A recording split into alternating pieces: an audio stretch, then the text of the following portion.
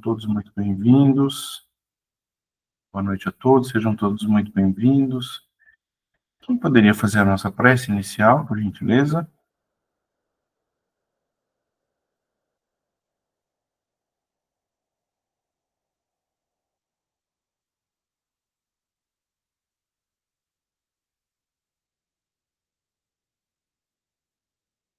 Alguém?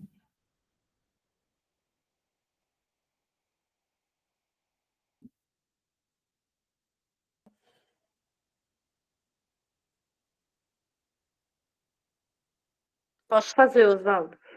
Ah, legal. Ana Lúcia, por favor. Senhor Jesus, mestre, amigo, querido, obrigada por esta segunda, obrigada por essa semana que se inicia, obrigada pela Ana, pelo Oswaldo, pelos teus ensinamentos que chegam até nós. Obrigada a todos nós que estamos aqui reunidos, Senhor, mais uma vez, mesmo distante, mas com o coração sempre junto. Obrigada, Senhor, que tenhamos um ótimo estudo e que o Senhor cuide de cada um, de cada família. Assim seja. Graças. Que assim seja. Muito bem. Então, hoje nós vamos retomar o mesmo assunto da semana passada, mas que por uma questão técnica, a Ana Carolina estava com problemas na internet lá, não foi possível gravar. E eu ainda não estou preparado, não estava preparado para essa gravação. Então, para que a gente possa ter a gravação, para que não se perca, né, a sequência dos capítulos e dos itens sobre os quais nós estamos estudando, nós optamos por, novamente, pensar a respeito desses itens 334 a 342, que está ali no capítulo 29, né, a parte 2, do livro dos médiuns, que ele trata das reuniões e de sociedades espíritas. Sociedades espíritas era o nome que Kardec atribuiu inicialmente ao que nós viríamos no futuro conhecer como os centros espíritas, né? Os centros espíritas, as federações que nós hoje temos, estaduais, federações nacionais. Kardec traz para nós, então, um roteiro de como deve ser essas sociedades, né? De como deve ser, como ela deve se estruturar e desenvolver o seu trabalho. De que forma? O que esse estudo vai nos oferecer nesse dia de hoje? Ele vai nos oferecer as diretrizes fundamentais para a formação e manutenção de grupos espíritas harmônicos e produtivos. Então, formação e manutenção, baseado nos princípios morais do Espiritismo. É isso que nós vamos tratar nesses itens sobre os quais nós pensaremos na noite de hoje.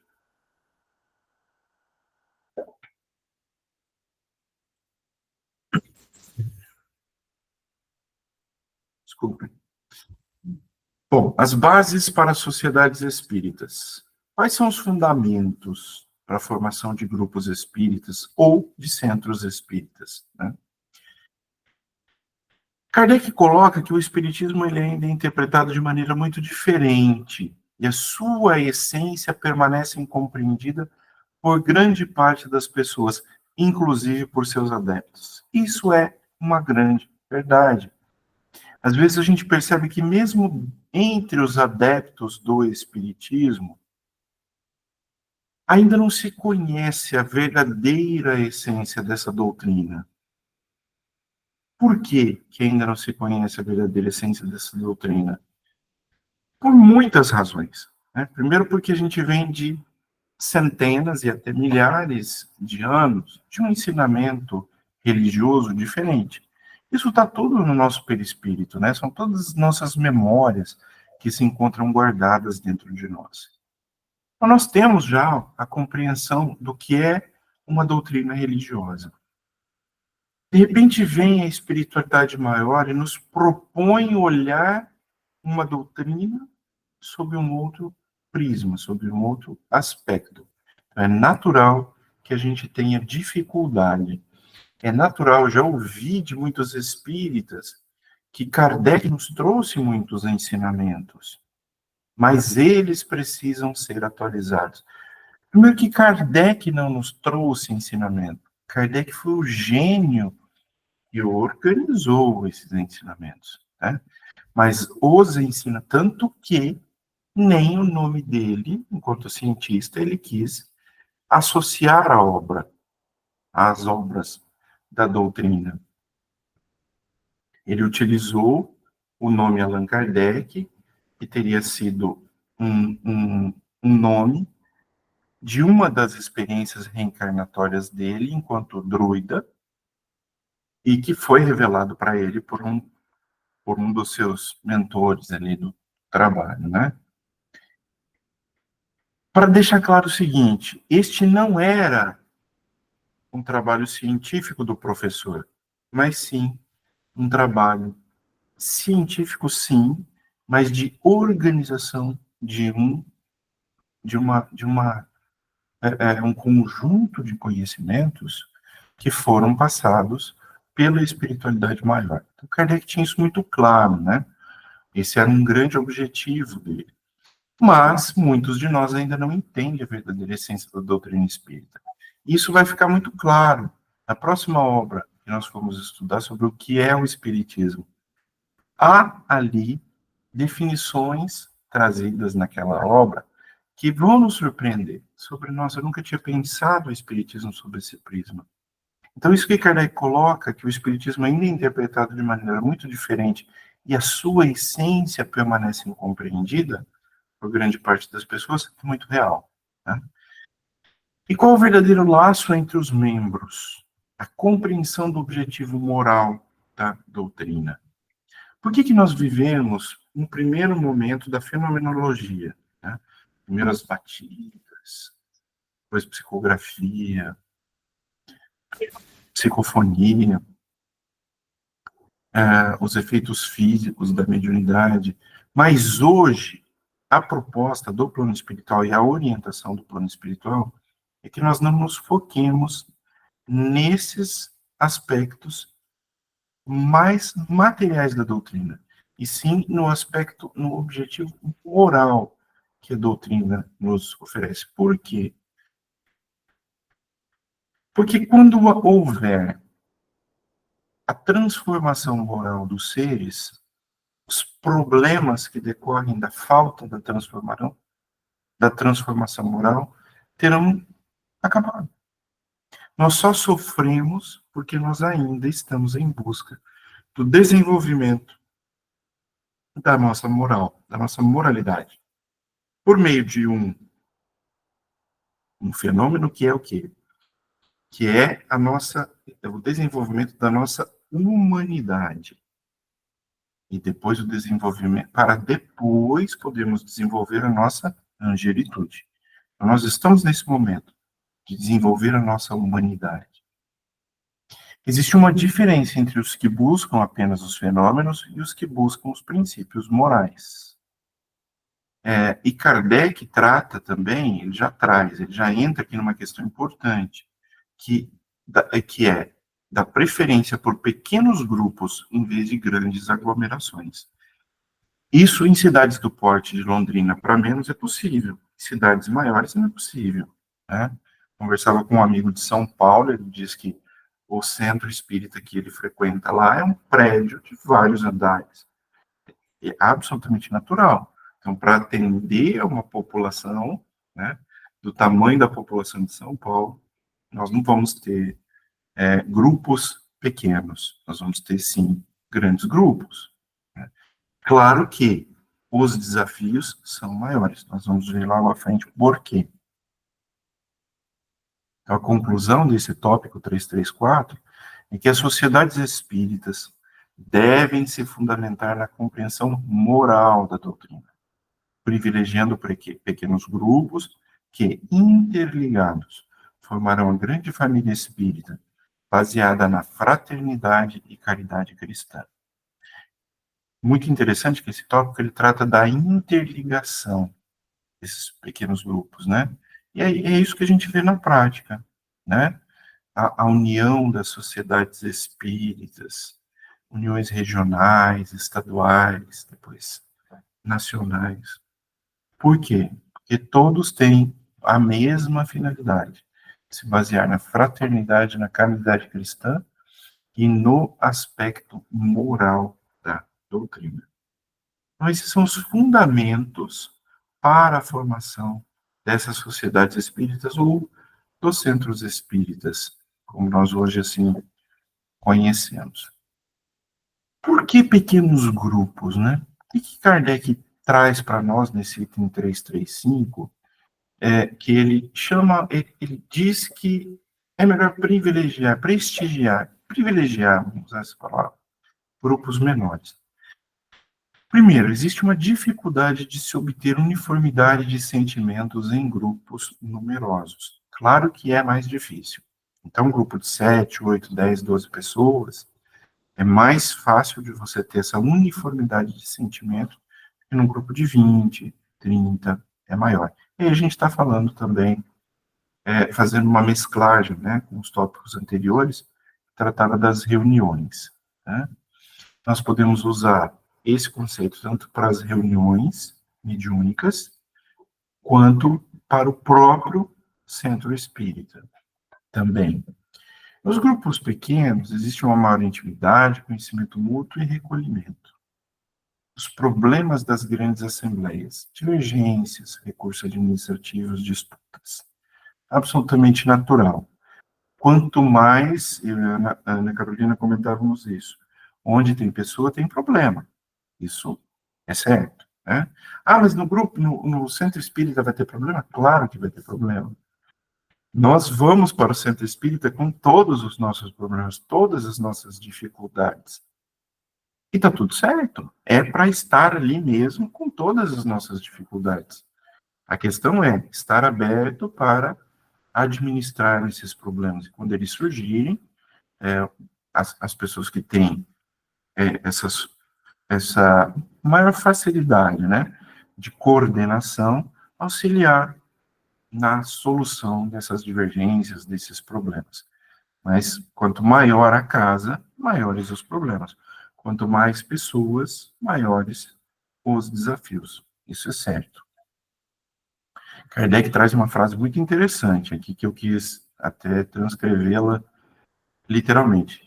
Ele diz o seguinte: 20 grupos de 15 a 20 pessoas obterão mais e muito mais farão pela propaganda do que uma assembleia de 300 ou de 400 indivíduos. Então, essa era a ideia que Kardec tinha dos motivos pelos quais prestigiar e privilegiar grupos menores, né? Muito bem.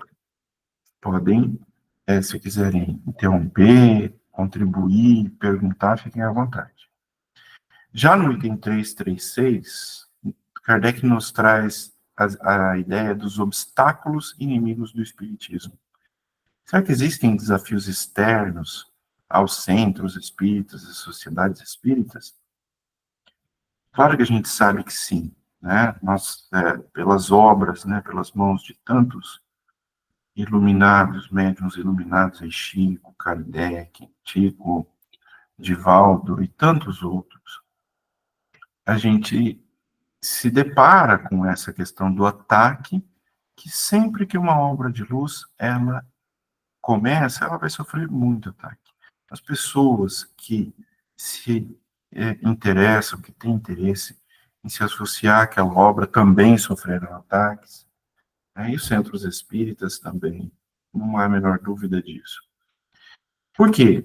Porque nós sabemos que existe um movimento para barrar o espiritismo e para barrar tudo que propõe a evolução do ser humano. É a eterna, a constante, digamos assim, não é eterna, mas é a constante luta entre o bem e o mal. Como o mal sabe que o bem prevalecerá, o mal, infelizmente, por meio desses irmãos ainda um pouco menos evoluídos, né, no amor, vamos dizer assim, insistem em atacar essas sociedades. Existe ataque ao centro espírita em si, aos seus membros, aos grupos mediúnicos, às suas famílias. Então, nós precisamos sempre estar atentos a isso. Então, os mais perigosos são os que agem discretamente, demonstrando aparente apoio, enquanto secretamente trabalham contra a causa. Alguém gostaria de fazer uma colocação? Eu estou me orientando só pelo som aqui. Parece que alguém tinha levantado a mão. É apenas uma pergunta para falar se vai ficar gravado, Oswaldo. Pode deixar que eu Ah, respondo. eu não entendi. Foi só uma pergunta. Kelly perguntou se vai ficar gravada a aula. Ah, entendi. Perfeito. Então tá bom. Bom, se eu precisar parar daí, por favor, você me orienta, tá? Pode deixar. Obrigado. Os agentes provocadores que semeiam discórdia e perturbação também existem. E existe uma maior facilidade de infiltração em grupos numerosos. Por isso, a ideia de Kardec, no sentido de que é melhor prestigiar, né, privilegiar os grupos menores. Né? E qual é a conclusão desse tópico 336? Que é necessário vigilância constante para identificar aqueles que, sob a aparência de interesse pela causa, espalham dúvida, desconfiança e desafeição, comprometendo a harmonia do conjunto. E aqui nós podemos citar tanto encarnados quanto desencarnados. Há pessoas, né, que às vezes, no afã ou com a vontade de prejudicar, tem uma aparência de que quer ajudar, mas no fundo ela está prejudicando. Então, vigilância é muito importante e as pessoas que fazem, né, a coordenação tem que estar sempre atentas a tudo isso. Já no 337, Kardec nos orienta como lidar com a desarmonia, as atitudes diante de perturbação no grupo. Será que existe? Será que existe perturbação no grupo? Claro que existe. Por quê? Por conta do que a gente acabou de falar. Onde há pessoas, há problemas. E está tudo certo. Os problemas existem para ser solucionados. Né? As ideias centrais aqui desse tópico são que direito e dever de crítica construtiva por pessoas bem intencionadas. Nós, espíritas, em regra, somos muito melindrosos, né? Nós não lidamos bem com crítica, ainda que ela seja construtiva. Eu percebo muito isso nos vários grupos diferentes. Por quê? Porque nós temos uma falsa ilusão de perfectibilidade de comportamento.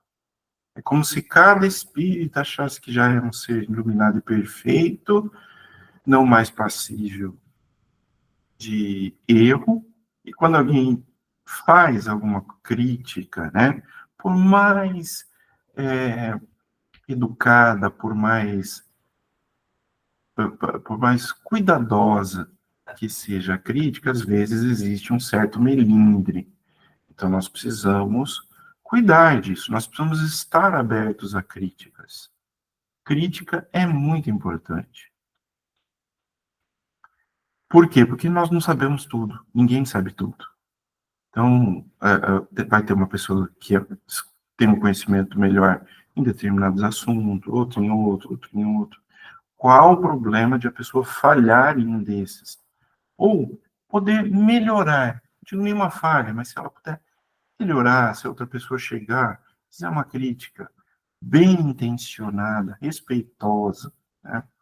Então, existe essa necessidade de nós tanto estarmos atentos, e se nós estivermos na condição, né, de contribuir com o outro, nós podemos, mas se nós estivermos naquela posição de receber uma contribuição, que a gente também não se ofenda com isso. O Kardec trata também da importância de expressar opiniões com cordialidade e franqueza. Franqueza no sentido de ser honesto, né? e cordial. Então, com educação, mas de forma clara, de forma verdadeira. Uma pessoa que vai expressar uma opinião, ela não pode falsear a verdade para agradar o outro. É isso que Kardec quis dizer. Afastamento natural quando não há sintonia. Esse afastamento natural, ele acontece nos grupos. Muito comum, às vezes, quando a pessoa vibra numa outra sintonia, ela não vai permanecer no grupo. Por ela mesma, ela vai sentir a necessidade de se afastar daquele grupo, porque não há ali uma sintonia com aquele grupo. Então, se é um grupo muito bem intencionado, de pessoas que têm uma forte intenção de fazer o bem para o outro, de ser um instrumento do bem na vida do outro e para si próprio. Uma pessoa que vem com uma intenção diferente, ela se afasta naturalmente. Ela não permanece ali. É absurdo. Isso, eu imagino que a maioria de nós já percebeu, né? Em grupos, pessoas que às vezes não estavam sintonizadas com o grupo, simplesmente se afastam. Então é importante reconhecer pessoas que deliberadamente causam conflitos no grupo. Há pessoas que têm essa característica, né? Às vezes elas estão ali, mas são pessoas que efetivamente geram conflitos. Isso é importante reconhecer, até para se saber como vai se trabalhar com essa pessoa, com esses conflitos que essa pessoa tem gerado. Então, são desafios para os coordenadores de grupo e para todos que estão inseridos no grupo, né? Por quê? Porque o que nós temos que entender? Nós estamos no mundo hospital, que significa que a maioria de nós que está aqui é doente. Então, nós vamos para o centro espírita, para a casa espírita, com todas as nossas doenças. Não adianta a gente querer chegar lá e encontrar pessoas perfeitas. Primeiro, porque nós não somos. Segundo, porque não existem. E terceiro, porque nós precisamos saber que ali haverá conflitos. E como é que nós vamos lidar com esses conflitos? Essa é a questão. E a gente sabe, né, por meio dos espíritos que sempre nos trazem mensagens edificantes, que é no momento da crise e do conflito que a gente conhece o nosso momento evolutivo. Não é no momento que está tudo bem. Não é no momento da nossa reflexão entre 20 e 21h30 na segunda-feira que nós vamos conhecer em que momento evolutivo nós estamos. Mas é no momento do conflito, é no momento que alguém te agride, é no momento da crise, né? Então, nesses momentos, a nossa real identidade, a nossa real evolução, ou falta dela, ou deficiência dela aparece. Nesses momentos de crise. Todo aquele que numa reunião espírita provoca desordem ou desunião, ostensivamente ou de modo dissimulado, é ou um agente provocador, ou pelo menos um mau espírita. E aí, essa frase é forte, mas é a frase de Kardec, do qual cumpre que os outros se livrem o mais depressa possível. Claro que nós não podemos entender essa frase assim, a pessoa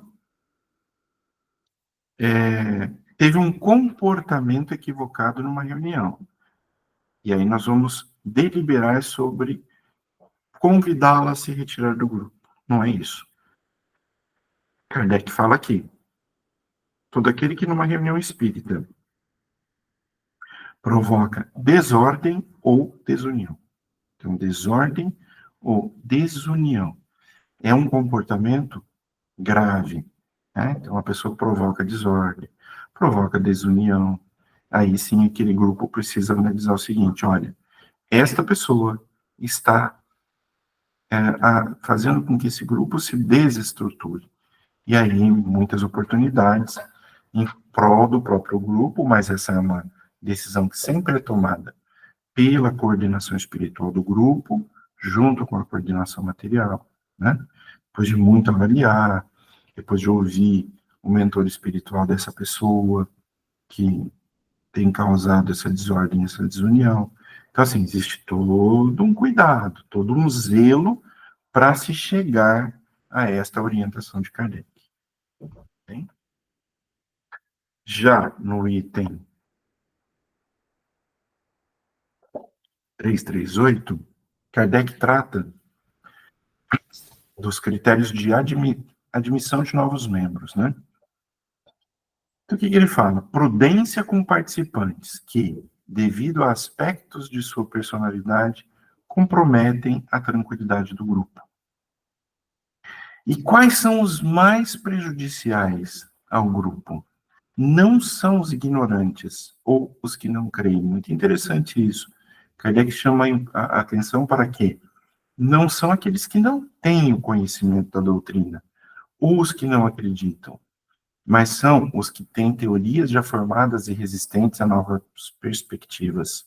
Por exemplo, pessoas que vêm e dizem assim, olha, eu acho bacana o espiritismo e tal, mas não acredito nessa coisa de reencarnação. Ou não vem falar para mim que existe vida em mundos fora da Terra, porque isso eu não admito em hipótese alguma. Então, são pessoas que já têm teorias formadas e são resistentes a novas perspectivas. Então, Kardec diz que essa é uma pessoa muito prejudicial ao grupo, né? Os incrédulos obstinados. O que são os incrédulos obstinados? São aquelas pessoas que, nossa, legal e tal, mas eu não acredito nessa coisa de espírito. Não, eu não consigo acreditar, né? Eu conversava com uma pessoa que leu o livro Nosso Lar e é uma pessoa, assim, que aprecia o espiritismo, mas não é espírita. E ele dizia assim, eu achei tudo muito fantasioso. Eu não consigo acreditar que num lugar haja um ônibus que flutua num lugar que diz que é uma colônia fora da Terra. Né? Então, assim, ele é um incrédulo obstinado. Ele não acredita mesmo. Então, são pessoas que, para serem admitidas ao grupo, não dá. Né? Segundo Kardec, não dá. Os orgulhosos que querem impor as suas opiniões. Então, aquelas pessoas que querem impor as suas opiniões numa doutrina que é expositiva. Uma das coisas que a doutrina espírita tem de mais belo é a sua característica de expor, né? E não de impor. E Kardec chama a atenção para isso. A pessoa que é impositiva, que quer impor a sua opinião, ela é uma pessoa prejudicial ao grupo. Isso a gente sabe, né? Por quê? Porque nem Deus impõe, né?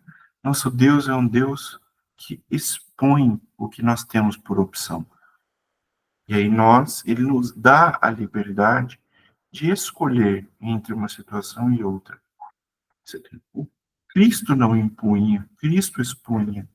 Né? O cristianismo é uma doutrina expositiva. A doutrina espírita é expositiva. Então, se uma pessoa vem querendo impor as suas opiniões, ele está diametralmente contra o que nos traz a doutrina cristã e espírita. Os que falam excessivamente sem acrescentar conteúdo relevante, sempre querem ter a última palavra. Todos nós conhecemos, né? Já ouvimos dizer, quem fala muito, quem fala demais, às vezes não tem muito a dizer. Por isso é que nós temos, não é verdade? 2 orelhas e uma boca, que é para ouvir mais e falar menos. A gente inverte isso. A gente quer falar mais e ouvir menos. Em regra, nós não somos bons ouvintes. Nós somos bons falantes, né? Mas não somos bons ouvintes. Isso é um treino que a gente precisa fazer ao longo de toda a nossa vida.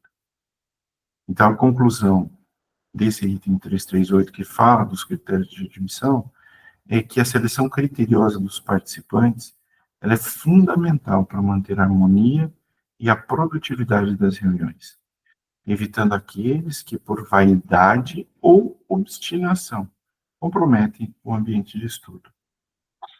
E essa questão da vaidade, ela é muito real, né?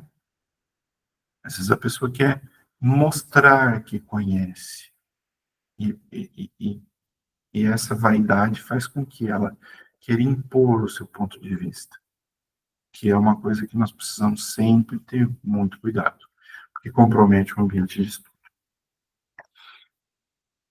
No item 339,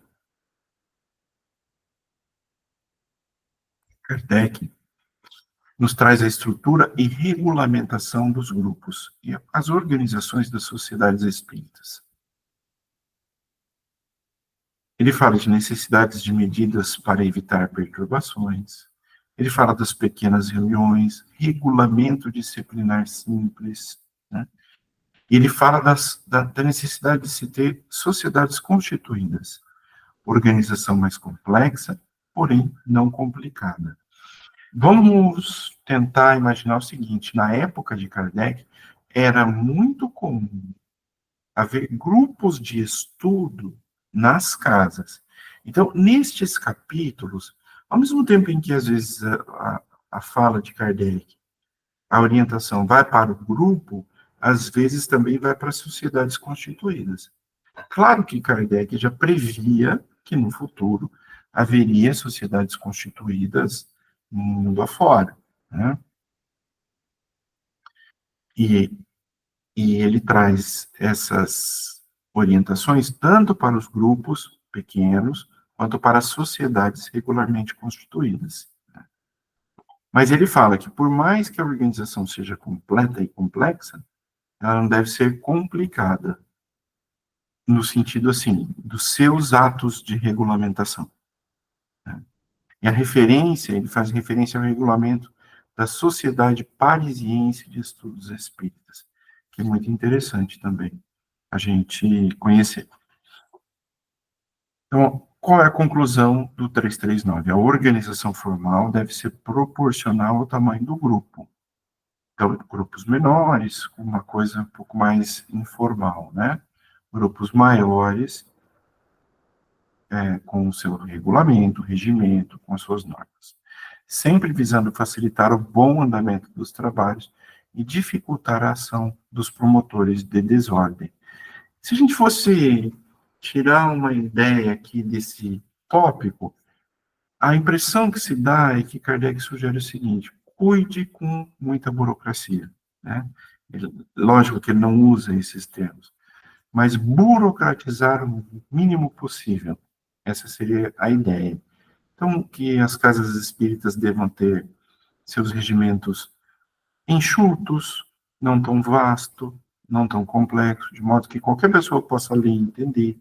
Então, me parece que a ideia seria mais nesse sentido, né? E os regulamentos de grupos também simples, mais organizados. No item 340, Kardec volta para a questão da influência dos espíritos, né? A interferência do mundo invisível aqui. Então, ele fala que ele chama a atenção sobre a existência de espíritos perturbadores no plano invisível.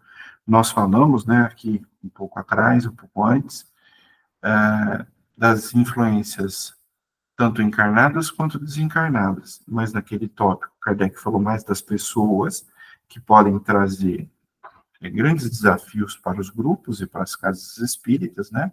E aqui, nesse 340, ele fala especificamente sobre a influência dos espíritos, sobre a existência de espíritos perturbadores no plano invisível, o que é absolutamente compreensível por nós, né? Porque nós temos 4 vezes mais aí de espíritos desencarnados ao redor da Terra do que encarnados. Então a gente imagina como é o ataque dos espíritos que são contra a doutrina, né? Estratégia de ação. Começam pelos mais fracos, para depois envolver o conjunto.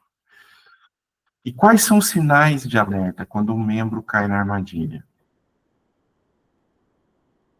obsessão como um mal contagioso que afeta médiums e assistentes. Então, Kardec aqui chama a atenção para isso. A coisa começa, às vezes, de uma pessoa, e aquilo pode contagiar o grupo, né, afetando médiums e assistentes. Então, orai e vigiai. E para os coordenadores de grupo, né, a oração, a vigilância, ela deve ser constante, muita atenção, atenção aos sinais de alerta, quando um dos membros, né, cai na armadilha desses espíritos, porque é muito comum, né, as pessoas que se destinam a grupos mediúnicos, né, as pessoas que querem trabalhar em grupo mediúnico, é muito comum o comportamento dessas pessoas o comportamento ser observado pelos espíritos, ou que já se comunicaram por intermédio daquele grupo, ou que irão se comunicar, ou que querem desenvolver um plano de obsessão de uma ou de outra pessoa. Então tem que ter muito cuidado. O sinal de alerta, ele tem que ser perceptível àqueles que têm a coordenação. Não só, né? Todos do grupo têm que estar alertas a isso. Então, a vigilância deve ser constante, não apenas em relação aos encarnados, mas também quanto à influência dos espíritos inferiores, utilizando como antídotos a prece sincera e o estudo atento dos sinais de mistificação. Então, por isso que sempre nós precisamos, né? Kardec já falava isso nos itens anteriores. É muito importante para essas reuniões que as pessoas estejam em sintonia de princípios ali. A prece é muito importante e sempre, sempre associar todas essas intenções, esse sentimento que deve ser do grupo ao nome de Deus. Tá? Então, abrir os trabalhos em nome do Cristo, em nome de Deus, porque isso dá uma legitimidade, isso desestimula os espíritos que tiverem uma intenção de mistificação de ali se manifestarem. Né? Isso fortalece aquela sintonia do grupo, fortalece a energia daquele grupo e torna aquele grupo menos suscetível à influência negativa.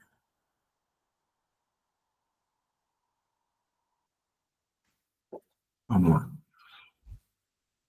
341. Condições favoráveis, requisitos para atrair bons espíritos. Falamos que, infelizmente, existe ali o ataque de espíritos não tão evoluídos, e agora, quais são os requisitos para atrair bons espíritos?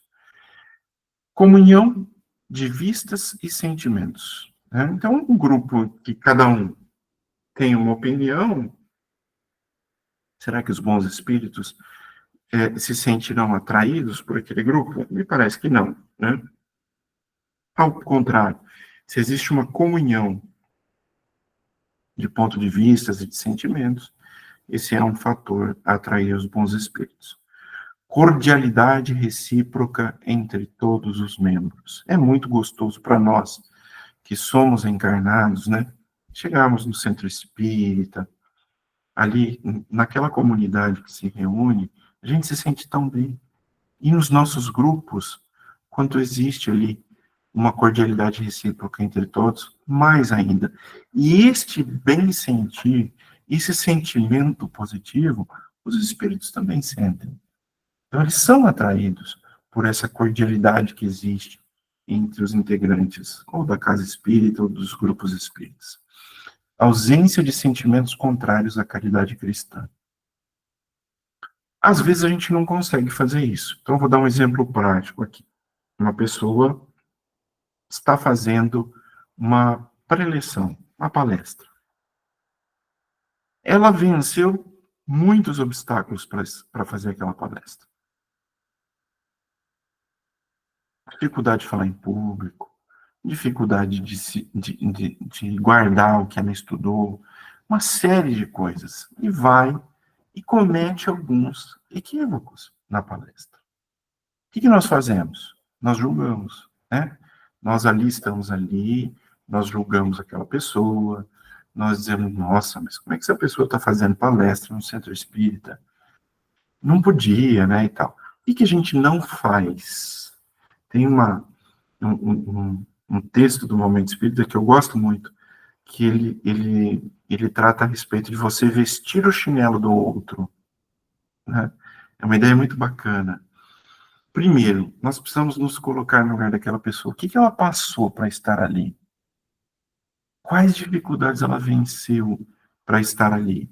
Ela cometeu equívoco? Sim. O que nós vamos fazer dali de onde a gente está? Então, nós vamos vibrar por ela. Nós vamos ajudá-la, naquele momento, superar aquela dificuldade. Porque quando nós julgamos, o que nós fazemos? Nós tornamos a atuação dela mais difícil do que já está sendo, né? É como se nós intensificássemos as dificuldades. Então, isso é a ausência de sentimento contrário à caridade cristã. Isso não atrai bons espíritos. Então, nós precisamos, quando nós estamos, ao longo de todo o nosso dia, mas claro, muito mais na casa espírita, o nosso pensamento é extremamente perceptível por todos que estão ali, né? Então, nós precisamos cuidar um pouco dos nossos pensamentos. Quando a gente vê uma pessoa fazendo uma coisa que vai contra o que a gente entende e tal, tem que cuidar com o julgamento, tem que saber, tem que ter um tato no sentimento. Nós precisamos cuidar com o nosso sentimento em relação às outras pessoas e ao que nós presenciamos dentro da casa espírita, tá? Desejo sincero de instrução e melhoramento moral. Será que nós sempre vamos à casa espírita imbuídos desse desejo? De nos instruirmos e de melhorar nosso aspecto moral? Às vezes sim, às vezes não. Às vezes a gente vai à casa espírita por uma dificuldade ou por uma curiosidade, né? Atrás de um fenômeno mediúnico, de uma comunicação. Então, a gente sempre tem que estar atento. O que eu estou fazendo aqui? Eu estou querendo me instruir e me melhorar? Nem sempre. Então, eu vou prestar atenção nisso, porque eu preciso querer isso. Instruir e me melhorar. Exclusão de perguntas por mera curiosidade, né? Nos grupos, nas reuniões mediúnicas, a partir do momento que aquele grupo é um grupo que teve a oportunidade de estudar, de se reunir, ele sabe que ali a curiosidade não cabe, não é verdade? Se ele tem alguma questão dele que ele gostaria de investigar junto à espiritualidade maior, coloca para o mentor espiritual dele. Se o mentor espiritual dele entender que aquele local, aquele momento, é o momento ideal para aquele aconselhamento, assim vai acontecer. Mas se ele não entender que não vai acontecer. Então não adianta a pessoa perguntar. Se ela mentalmente fez a pergunta para o mentor espiritual dela e a resposta não veio, é porque não é o lugar, o local, não é o momento, né? E ela tem que conter a curiosidade dela. O que nós não conseguimos, às vezes, fazer?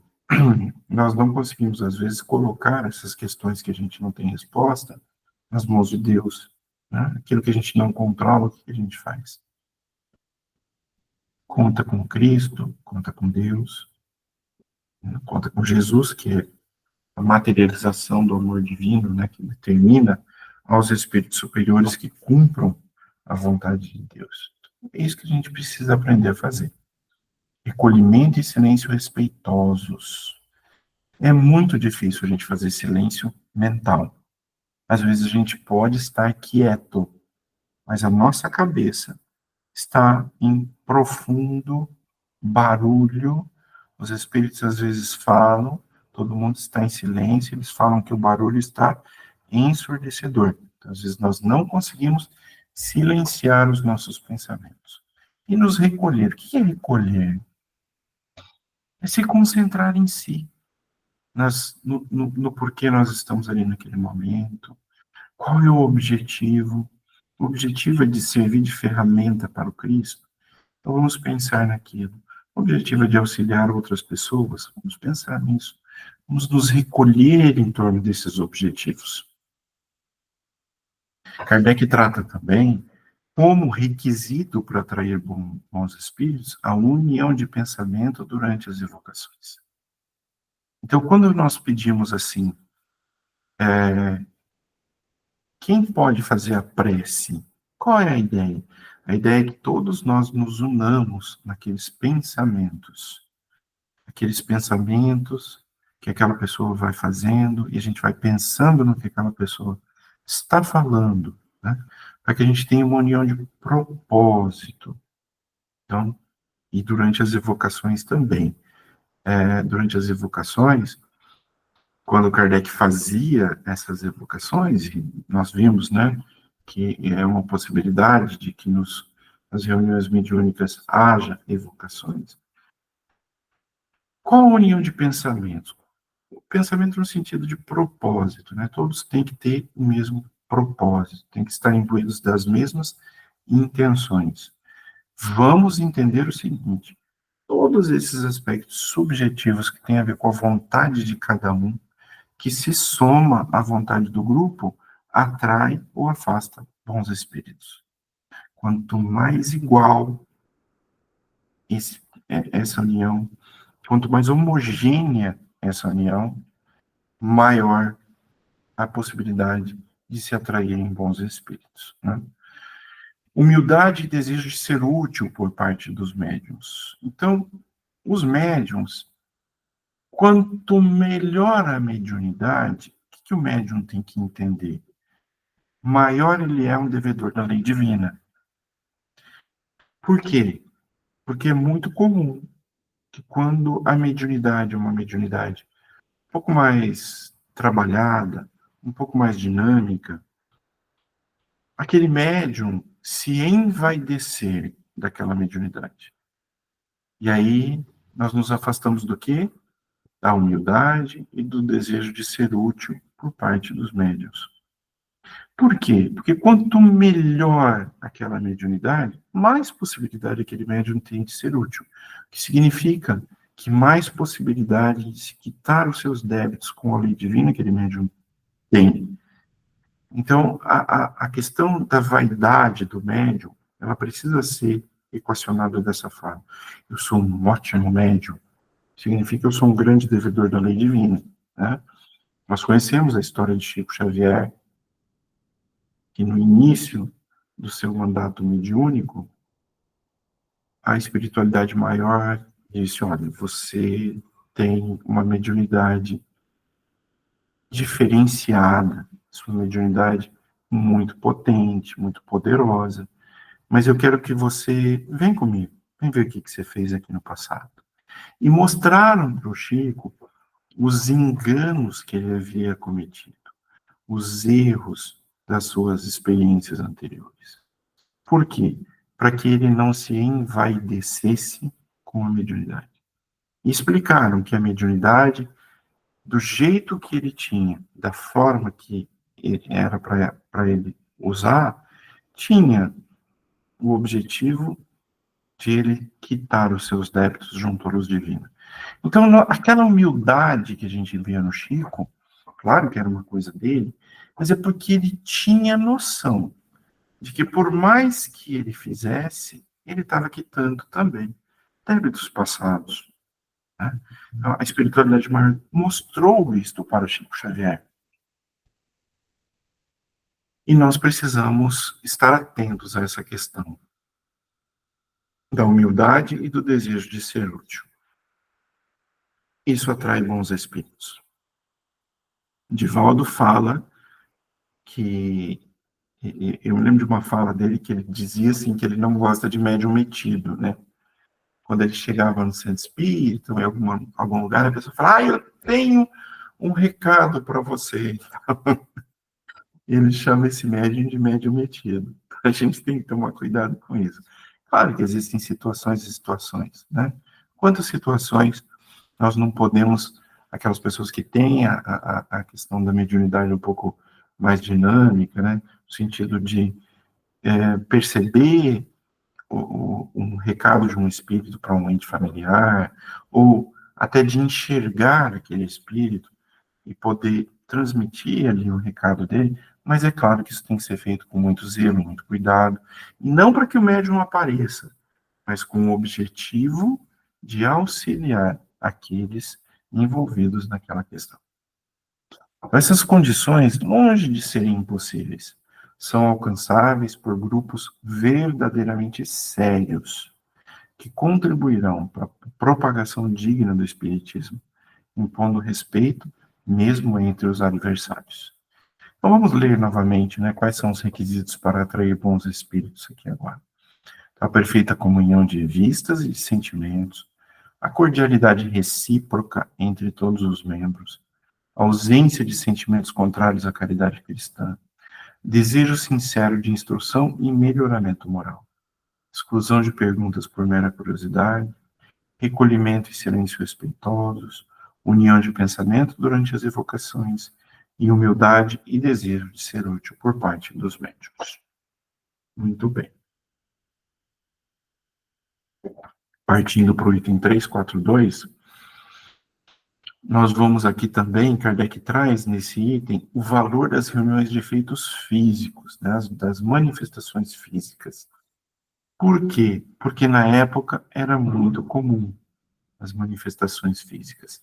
Essas reuniões tinham um grande valor e tiveram um grande valor no início da doutrina, até para atrair a própria curiosidade de Kardec, até para atrair a atenção de Kardec, não diria curiosidade, mas a atenção de Kardec.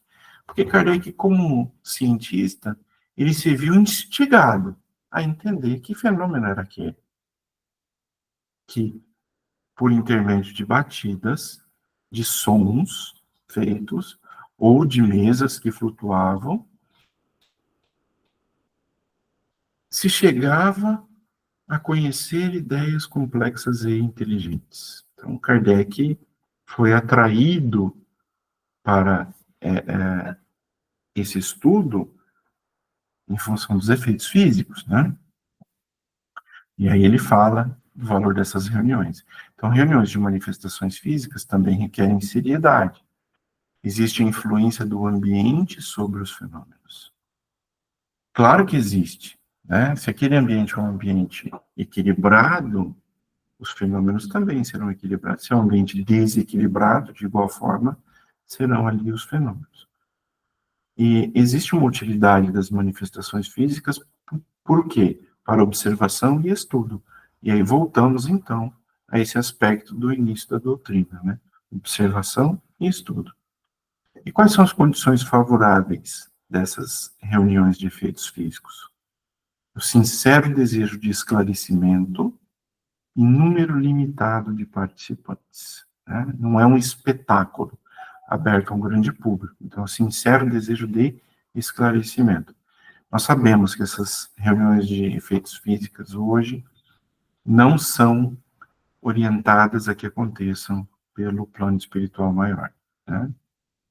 Mesmo as manifestações físicas produzidas por espíritos menos adiantados têm um propósito providencial e podem ser favorecidas pelos bons espíritos quando realizadas em condições adequadas e com objetivos sérios. Então, nós passamos por esse momento, né, da necessidade e do valor dessas reuniões de efeitos físicos. Hoje, nós sabemos que nós precisamos focar o quê? No aspecto moral da doutrina. É isso que o mundo precisa. O mundo não precisa de efeito físico. Nós precisamos de amor, nós precisamos de evolução, de aspectos morais que façam com que o ser humano se melhore, né? Por isso, essas reuniões de efeitos físicos hoje têm o seu estudo, né? O seu valor, ele é inquestionável, mas a orientação é para que elas não aconteçam, porque não existe mais a necessidade dessas reuniões.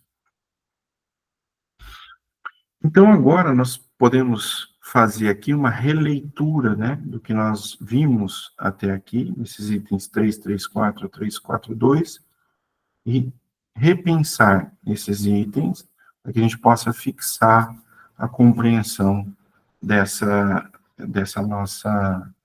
nosso encontro, né? As sociedades espíritas devem fundamentar-se na compreensão moral da doutrina, e não apenas nos fenômenos. E vamos relembrar o seguinte: é fácil para nós lermos isso hoje, porque hoje, depois de mais de um século e meio de que essa doutrina veio para o mundo, é fácil entender isso. Mas será que era fácil entender isso na época de Kardec? Será que era fácil entender que as sociedades espíritas tinham que se fundamentar muito mais na doutrina do que no fenômeno? Olha só como Kardec aqui traz o resumo do que a espiritualidade nos ensina e já focando o futuro, que é hoje, né?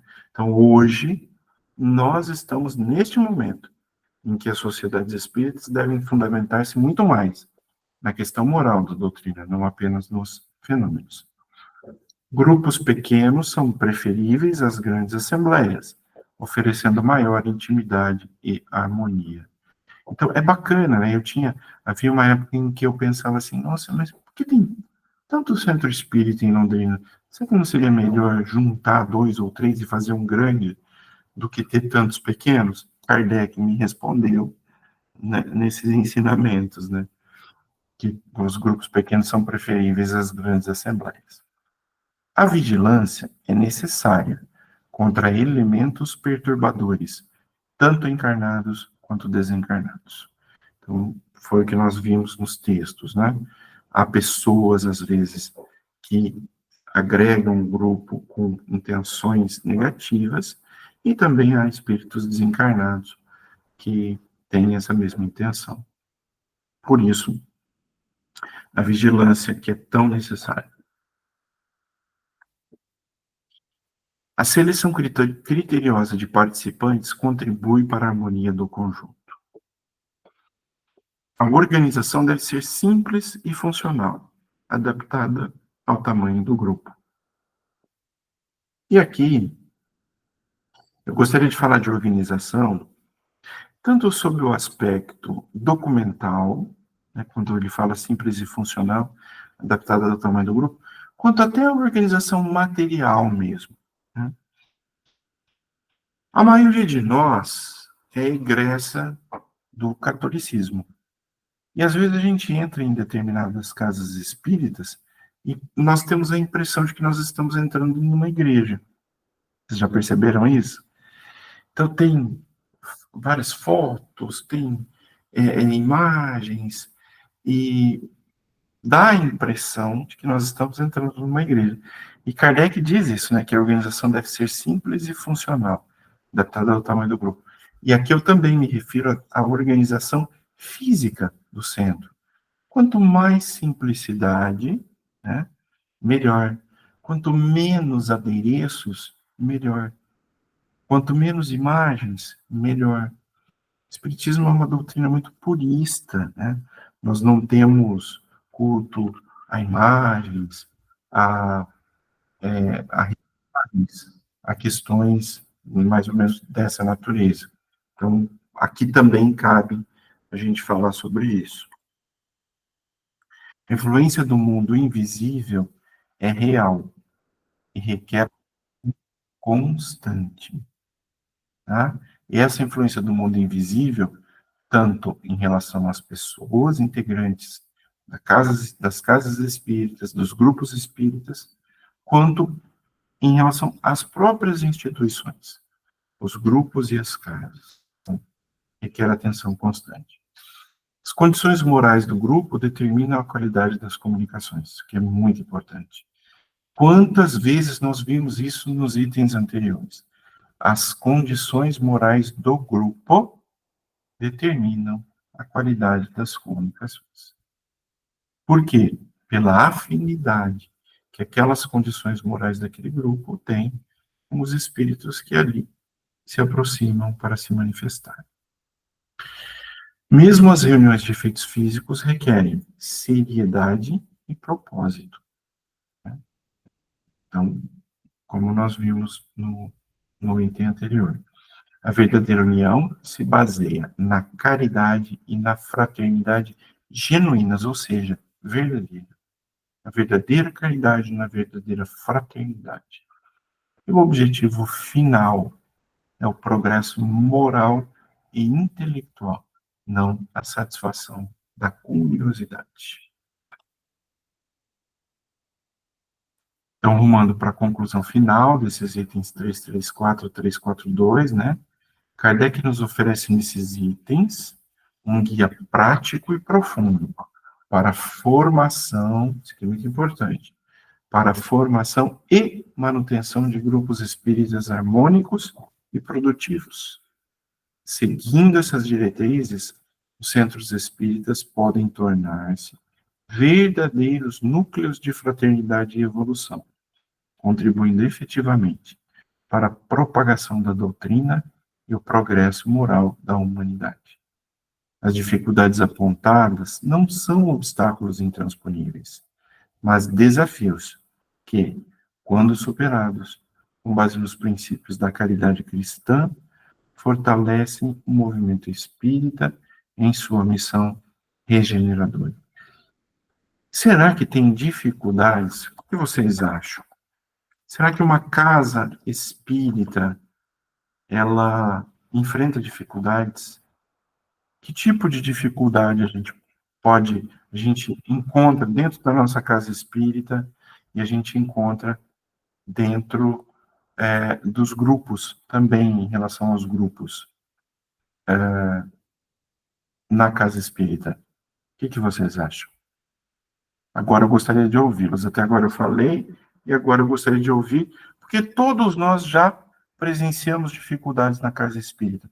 Como é que isso foi? Como é que se lidou com isso? Será que as pessoas conseguiram aceitar quando houve uma crítica? O que vocês falam?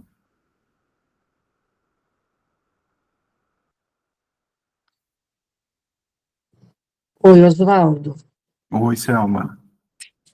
Eu não faço parte de grupo mediúnico, né? Aham. Mas de grupo público, sim. E acontece, sim, questões citadas, né, por você nas questões de relacionamento, sim. Uhum. Porque ainda somos muito imperfeitos, né? Tem o egoísmo, tem o orgulho.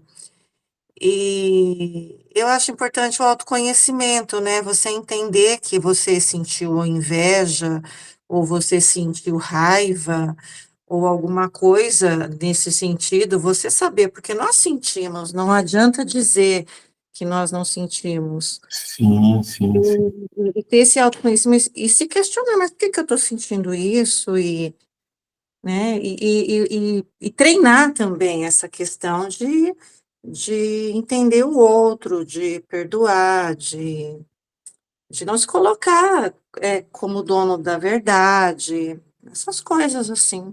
Sim, isso que você está falando, Selma, é muito importante. Sabe por quê? Joana de Ângeles, ela tem uma fala que é muito bacana, que diz o seguinte, que nós precisamos acolher as nossas sombras. O que isso significa?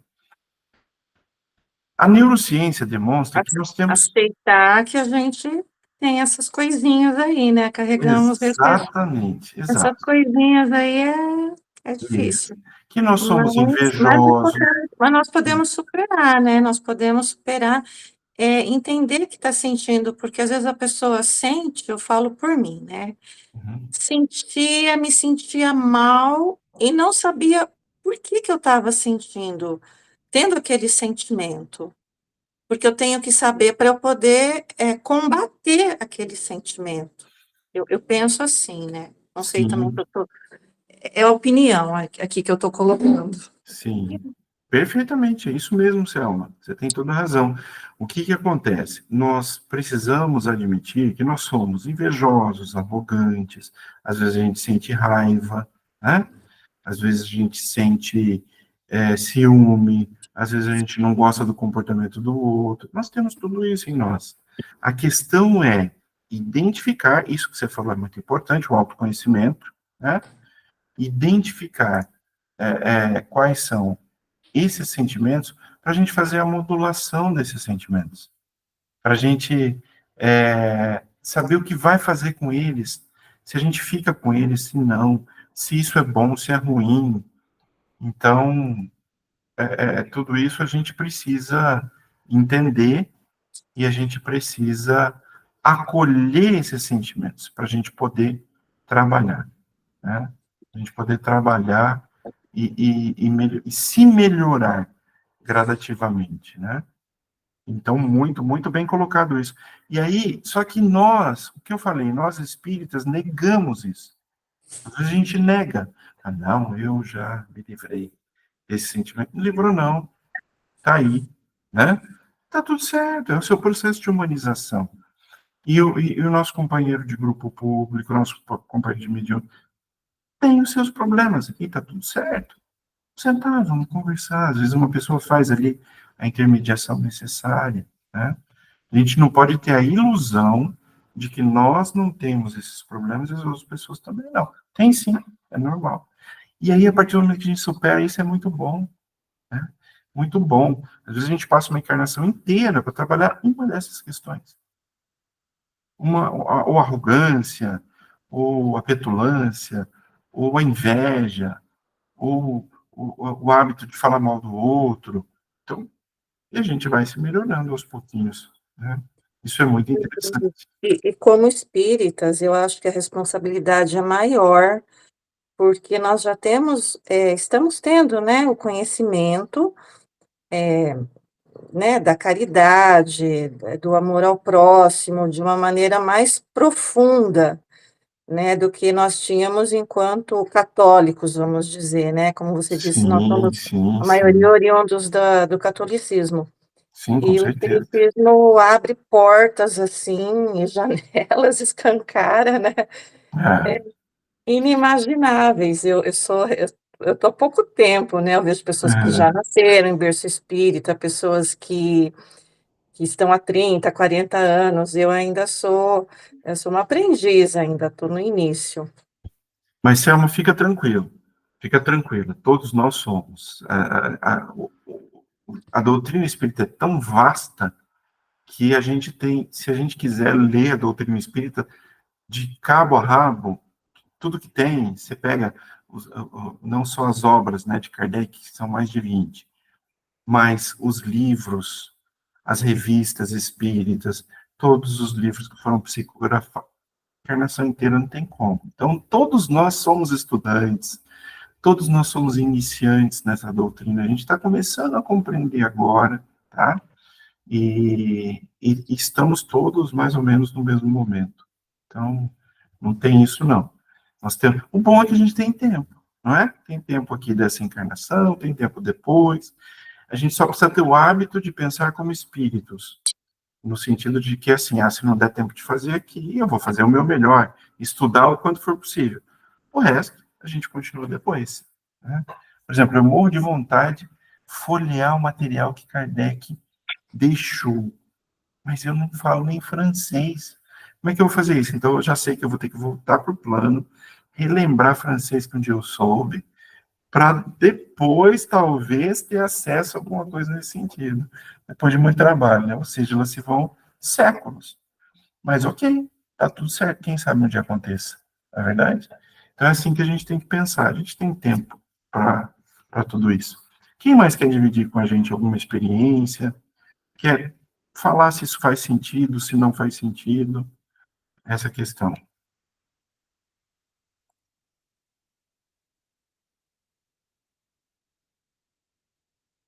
No sentido assim, às vezes tem desafios na casa espírita, tem desafios no grupo público, tem desafio no grupo mediúnico. O que vocês acham?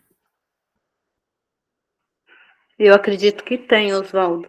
Desafios, problemas, né? Eu estava no grupo Mediúnico 1, né? E ali teve esse caso que nem você falou, pessoas que foram dando problema dentro do grupo, sabe, falando mal da instrutora, essas coisas todas, né. Uhum, E eu ficava vendo, eu ficava falando: "Pô, mas por que que tá fazendo isso, né?" E ela queria fazer o grupo ficar contra. E eu fui vendo uhum, tudo isso daí, eu não aceitava, né, eu falava: "Pô, mas por que, né, dentro da casa espírita, por que tendo isso, né?" E foi passando, depois tive o Mediúnico 2, ela continuou participando, essa pessoa, e nesse grupo Mediúnico 2, ela a querer falar, ela falava que ela recebia, né, as entidades, e eu uhum. falava: "Mas será que está certo? Será que é verdadeiro, né?" E eu ficava me perguntando. Daí eu sei que acabou o Mediúnico 2, aconteceu que nem você falou, ela se afastou, ela não permaneceu no grupo. Só que daí eu não conseguia eu me entender o porquê que eu ficava chateada com ela. Por que que essa chateação minha com ela, né. Uhum. E aos poucos agora, que nem você está falando, a gente é tudo ser humano, a gente não tem como, né, a gente Claro, amar a pessoa, querer, a gente também é ser humano, né. Só que sim. daí agora você falando isso, eu comecei a entender, e eu falo: "Não, a gente tem que ter amor, a gente tem que ter paciência com ela", mas foi assim que ela foi se saindo e deixou. É, você vê porque não tinha sintonia, né? A pessoa estava Sim, numa sintonia diferente da sintonia do grupo. Então, o afastamento acaba sendo natural. Claro que se eventualmente não acontecer, as pessoas que coordenam, né, com todo jeito e tal, ali, às vezes até tem que tomar uma atitude um pouco mais drástica para proteger o próprio grupo. Mas você vê que o que a gente não pode esquecer, Ana Lúcia, a espiritualidade está atenta a isso, é, né. muito mais do que a gente, né? Porque os pensamentos de uma pessoa mal intencionada, eles são plenamente perceptíveis pela espiritualidade que coordena aquele grupo. Eles estão ouvindo, estão fazendo parte daquele pensamento. Eles vão saber como lidar com aquilo. Isso não tira a responsabilidade do coordenador material do grupo, tá? Sim. Mas afaga o coração do coordenador, no sentido assim, de que ele não está sozinho, de que os problemas que vão acontecer naquele grupo serão filtrados inicialmente pela espiritualidade que coordena, né, o grupo, e tudo se resolverá, tudo se resolve a contento. Mas é muito importante que haja vigilância de todos, né? Então, por exemplo, numa situação dessa, o que é o ideal? O ideal, primeiro, é começar pedindo a orientação em pensamento mesmo, né? Você percebeu uma situação dessa, já pede a orientação dos mentores espirituais daquele grupo sobre como você deve se comportar. E aquilo vai nascer no teu coração, no sentido se você deverá falar com o coordenador, né? Então, a orientação dos mentores espirituais virá para você por meio de intuição. Você será intuída sobre o que fazer. E bacana isso, você identificar o seguinte, eu fiquei com raiva dela. Ok, o ser É isso humano ficou daí. com raiva, não é? E tá tudo Ficava certo. chateada, porque eu queria fazer alguma coisa, eu falava: "O que que eu vou fazer, meu Deus? Eu não Então, posso deixar ela fazer isso, maldade com a outra pessoa, com os colegas", entendeu? aí assim, o que que a pessoa que consegue lidar bem com isso faz? O que que eu vou fazer com essa minha raiva? Eu vou desejar raiva? Eu vou desejar algo? Não, não, não. Eu vou pegar essa raiva que eu estou sentindo e eu vou colocar para a espiritualidade maior me ajudar com ela. Mas é legal olhar para essa raiva, né? O cuidado que a gente tem que ter é para que o nosso sentimento não afete o outro, mas ele vai existir. E aí a gente vai pedir que a espiritualidade maior nos ajude a modular aquele sentimento que é nosso. Tranquilo. É, Sem culpa, é sem punição, né? é que eu falei, né, se a gente vai, como eu fiquei chateada, muito chateada com as coisas que eu estava vendo e não conseguia dar um jeito, falar e conversar, daí eu sei que fazendo oração, colocando para a espiritualidade, né, Uhum. melhor, daí foi aos poucos se ajeitando. Então, eu caí em si e resolvi pensar nisso, né? Falei assim, a gente não deve tomar pela mão da gente, a gente deve colocar na mão da espiritualidade, né? Que é Claro, melhor. Então, aos poucos você vai aprendendo. sim. Porque imagina o seguinte, se você estava incomodada, imagina os coordenadores espirituais do grupo. Entendeu? Porque você percebe uma parcela do que a pessoa estava É. fazendo. Eles percebem o todo, né? Ah, Então, às vezes a gente tem que fazer isso, tem que entregar para a instância responsável, para a instância que pode mais que nós, né? E as e a gente coisas vai acontecem. aprendendo aos poucos, né? A gente vai aprendendo Vai. sempre com as coisas Exatamente, que exatamente. acontecem. Que nem agora no Tudo é teu estudo, a gente experiência. aprende bastante. E tudo é experiência. Se essa pessoa não tivesse estado lá, você não teria essa experiência, você não teria crescido com ela. Então, até as pessoas que são pessoas difíceis, elas têm o objetivo de treinar capacidades nossas. A gente não vai viver num mundo em que nós vamos viver num mundo em que nós vamos ter contato com todo tipo de pessoas. Pessoas boas, pessoas ruins, pessoas bem intencionadas, mal intencionadas e muito mal intencionadas. E a gente precisa desse treinamento. Então, de vez em quando essas pessoas aparecerem na nossa vida, a gente tem que agradecer. Não estava atento a isso. Hoje eu estou mais esperto, hoje eu já não caio mais nessa, entendeu? Essa é uma característica do nosso mundo de provas e expiações. Então a gente também tem que estar atento ao mal, que ele existe, ele às vezes anda, caminha com a gente lado a lado, né? E essas pessoas são ferramentas para que a gente vá se desenvolvendo. Bacana, Ana Lúcia, gostei de você dividir com a gente essa experiência. Alguém mais? Me pareceu que a Kelly levantou a mão. Fiquem à vontade. Nós temos ainda alguns minutos para a gente pensar junto. E não precisa ser só coisa negativa, coisa positiva também, né? E nós tratamos aqui hoje de tantas coisas positivas que atraem os bons espíritos, a sintonia do grupo, o fato de as pessoas se tratarem bem, de você chegar, vocês têm essa experiência? De quando vocês entram na casa espírita, às vezes eu sinto que eu estou entrando no plano espiritual. Vocês já tiveram essa experiência? Parece que assim, é um pedacinho do céu na Terra, né? Eu já tive essa experiência.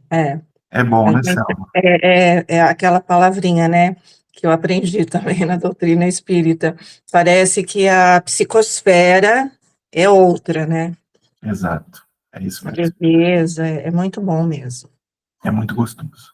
E quando o grupo é harmônico, né, as pessoas se dão bem, tão gostoso estar ali.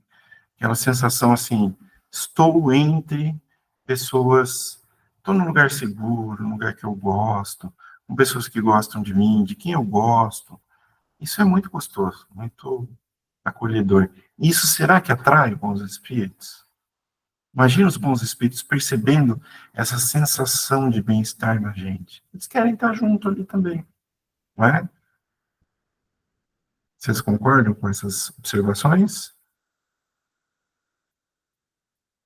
Sim. Eu acho que é por aí. Muito bem. Então, hoje nós vimos aspectos práticos, né, de formação e de manutenção de grupos e de casas espíritas.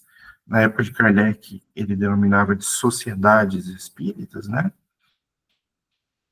E também, dando continuidade ao que ele falava nos itens anteriores, sobre comportamento das pessoas que estão ali, sem esquecer que nós temos os nossos problemas, as nossas sombras, os nossos defeitos, está tudo certo.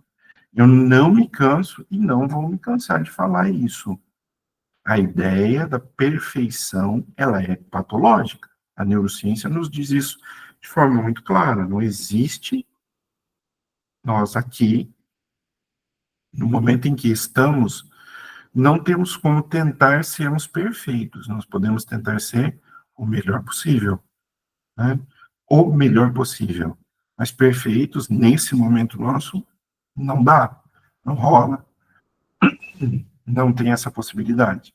O único perfeito que passou por aqui foi o Cristo. E nós não temos nem como entender a real essência de um espírito perfeito, de tão distante que a gente está. desculpem, de tão distante que nós estamos ainda desse momento evolutivo, né? Mas podemos ser o quê? O melhor possível. Podemos fazer na casa espírita o melhor possível. Podemos ir para a casa espírita com as melhores intenções possíveis, né? Às vezes eu estou cansado, eu tive um dia difícil, eu estou num momento difícil da minha vida, eu tento, né, enquanto eu estou indo para a casa espírita, sempre peço que eu possa mais somar do que subtrair. E a gente tem que ter tranquilo, Selma, fica tranquilo, fica tranquilo. Muito obrigado pela presença. A gente tem que ter essa humildade, né? E esse bom desejo de integrar, de estar ali munido de bons sentimentos, tá bem? Gostaria de voltar a palavra para Ana Carolina, para suas observações finais, para que a gente já possa ir caminhando para o nosso encerramento. Deixa eu abrir a câmera aqui, rapidinho. Tudo bom, Oswaldo? Tudo jóia? Acho que é isso, né? Falamos de aspectos práticos e também de aspectos voltados ao comportamento aí, né? Sim. E eu tentei linkar com o que acontece no nosso dia a dia. E todos nós temos experiências muito boas e às vezes não tão boas.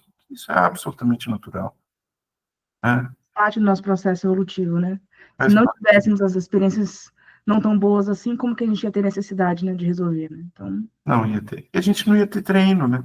com certeza. Eu gosto muito de pensar que nós somos executivos do Cristo em treinamento. Então, vai querer de facilidade, não. Facilidade não é aqui, não. Com certeza. Acho que é isso. Então, podemos arrumar para o nosso encerramento, Ana? Claro. Tá bem. Quem gostaria de fazer a nossa prece final?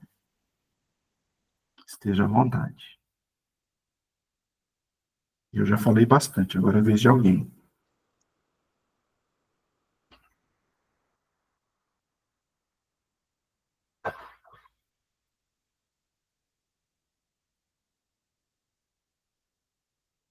A Audrey, pode fazer a prece para nós?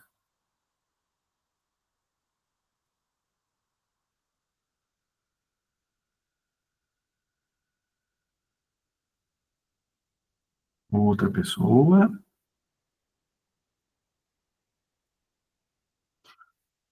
Gente, prece é só... Eu posso fazer. Lucas, vamos lá. Só falar o que está no nosso Uhum. coração. Vamos fechar os olhos para quem se sentir bem, pensar em Jesus, na espiritualidade amiga. E nesse momento, com o coração aquecido por essa aula, vamos iniciar agradecendo. Agradecendo pela oportunidade do Espiritismo em nossas vidas, por todo o amor, toda a paz, toda a união, por toda a abertura quando a espiritualidade nos acessa para o bem. E vamos pedir que nos próximos dias, nessa próxima semana, possamos estar abertos à espiritualidade amiga, possamos pensar no Cristo, tentar fazer o que ele faria nas situações mais desafiadoras, para que cada dia possamos estar mais próximos deles. Que assim seja. Que assim seja. Foi um prazer estar com todos vocês. Desejo uma semana abençoada a todos. E na próxima segunda-feira estaremos juntos novamente. Uma ótima noite para todos. Boa semana a todos. Fiquemos com Deus. Boa semana a todos. Fique com Deus. Semana Deus abençoe. Assim seja.